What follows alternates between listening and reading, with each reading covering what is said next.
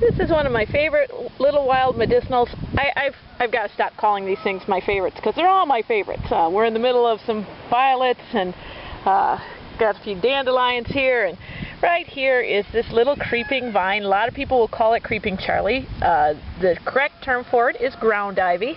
Another term for it often is creeping ground ivy because it does take over. You can put a little patch in and it'll just take over and spread. You can see it spreading over here. Anyway, about this time, this is a member of the mint family. It has, I'm going to pick one here, has a square stem. When you roll it, it doesn't roll because it has edges. It has opposite leaves, very little opposite, very little leaves. This is about, this is a good sized clump, and this is about as tall as it gets. Sometimes you'll get where it vines out. Got a good wind coming through here.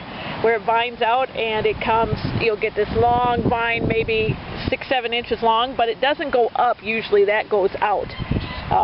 2-3 inches high is usually about the tallest one of these guys will get. And they have these little purple flowers, kind of look like little trumpets. And ground ivy was once considered to be one of the greatest medicinals ever. Some of the ancient herbalists used to write about it and say how if you washed your hair with a shampoo made out of ground ivy, it would take away anything to do with your hair or with your head. I mean, any damage done to your head, which I find, even like insanity, they used to think. Well, it's not exactly great for that, but what this is an antibacterial. Most mints have a little bit of that antibacterial. That's that essential oil in it. In fact, if you have really bad hands, like if you're worried about something that you touch that it might be that you might need an antibacterial for, and you can't get near any antibacterial, take a mint and rub it between your hands and get those essential oils all over your hands, and it will help kill off the bacteria. Oh, and it will also smell wonderful. Most mints smell pretty good. Anyway, this is no exception. It has the antibacterial, but what this antibacterial seems to work the best on are the mucous membranes. So if you have a sinus infection, an ear infection, a sore throat due to infection, this works really well on it. And the best way to use it is fresh. And the second best way to use it is just take this stuff, dry it. It dries very quickly. You can spread either out on a screen and then put it in a brown paper bag in a dark place and make it as a tea, and it works really great. I do make a tincture of it, and and I've also made oil out of it. And one of the things is people will often recommend Mullen Oil for ear infection. Well, what Mullen does is it helps take down swelling. So if your ear is swollen because it got infected, the Mullen will take down the swelling and allow air to get in there and heal up the ear infection inside. Well, I often say take a little, make a little oil out of this, and after you've used the Mullen Oil and that's taken the swelling down, put this in and that'll get in there and cure up those mucous membranes. Ear infections, sinus infections, throat infections, anything on that order works really well on. Another thing it's really good on, and this has been used for centuries too, is for eye infections. Take this, brew a tea with this and rose petals, let that tea cool down, and you bathe your eye, put it into an eye cup and bathe your eye with the cooled down, don't do it hot please, but the cooled down tea of rose petals and ground ivy. Especially your dog rose or any of your wild roses, they have the more medicinal qualities to them. But and that is really good for helping getting rid of styes or infections in your eye or around the eye. It's really good for that. The other thing it's good for, and that's what we're going to do with it today, is you can put it into an oil, and it helps heal up bruises. And that's what we're going to do with it today. Before I went down to Memphis, picked a whole mess of it. It takes less than a week to dry. It dries really, really quick. And when I got back, it was all dry. So I'm going to make a oil out of this, and we're going to do it cold, a cold oil. If you're going to make a fresh oil or like a warm oil where you're going to heat it, you can do that with fresh plants. But if you're going to make it with a cold oil, you're going to want to have dried plants because, of course, oil and water don't mix, and you're going to let these things sit in that oil for a few weeks, and that will kind of make them go bad. So you dry them first, get the water out of them, and when they're dry, that's when you make a cold oil. We're going to make it in a cold oil, and I'll show you how to do that. I dried it and I've got some dry comfrey leaves. Those are the two things that is going to go into this, and a little bit of olive oil. It's really simple. But that is, this beautiful little plant here is ground ivy. Ground ivy grows in most people's yards all over the United States. In Europe, it is an invasive. It came from Europe. It was brought here as a healing herb. Now most people see it as a pest because it takes over the yard and they don't like it. But this is ground ivy, and one of the ancients saw it as one of the greatest healing herbs ever.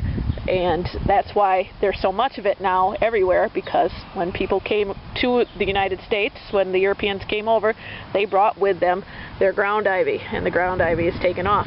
Like I said, if you got stand of it, you can every week go out and trim a whole mess of this.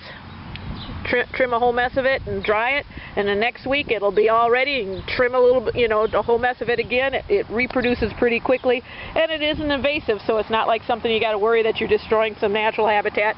It's not supposed to be here in the first place. I keep it in my yard because, again, I use it as a medicinal. But ground ivy.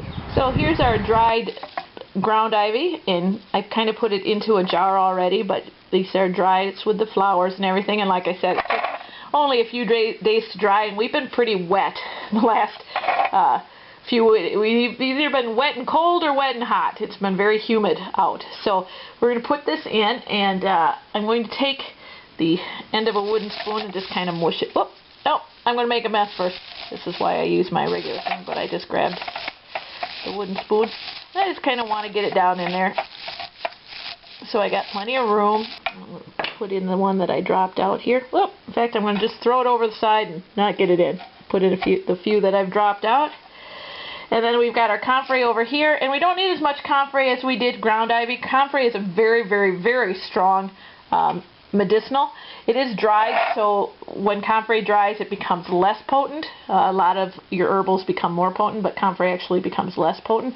So, where one leaf would have been fine if it was fresh, and I do have fresh, I'm just not ready to start using my comfrey yet this season, fresh. So, so I put in maybe that would be good.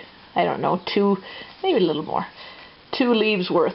Comfrey is something that regenerates tissue, helps heal up tissue. So on external things, it's great to use because it helps. This is going to be for bruises, and it'll help get the bruises back, or help fight down bruises. The healing will actually take place from the ground ivy, but the comfrey will help regenerate the tissue. And then we just pour over olive oil. Now, I use olive oil. I use olive oil a lot because I trade maple syrup for olive oil. And you probably want double the amount. This is one that you don't need to put as much herb into it as you would a lot of your oils, where you basically want just the oil just to cover the herb.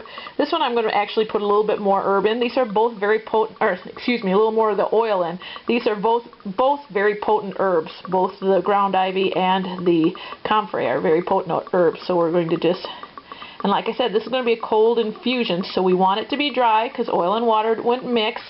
And what happens if you put in fresh plants, the moisture from the plants fights its way through the oil and gets out, and then it gets onto the lid and starts molding, and you don't want that. Mold isn't a good healing thing. So this is just for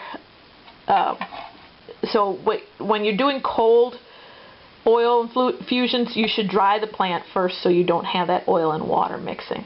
When you're doing it hot, of course, you're doing it with an open thing so that the moisture can evaporate out, but also it's going a lot faster. This is going to sit in a window for a couple weeks, and so that the medicinal properties of the plant can get in there. Again, we have a little bit of comfrey, a little bit more, probably double the amount of ground ivy as we do the comfrey, and this is going to be for bruises, to heal the bruise. I've seen this stuff work well. I've seen this stuff do really great. Somebody had dropped a very heavy concrete block on their foot, and it hit their outer 2 toes, and the foot just kind of clipped the edge, and the foot just started swelling. And we put this on right away. We put ice on it and then put this on right away, and by that night the swelling was gone, and really the healing had happened. She did lose 1 toenail, but the healing had happened within 3 days. Besides the toenail falling off, there was no damage. She had no pain. So this is just really great for that. We're going to let this sit. We'll come back and look at it in a couple weeks.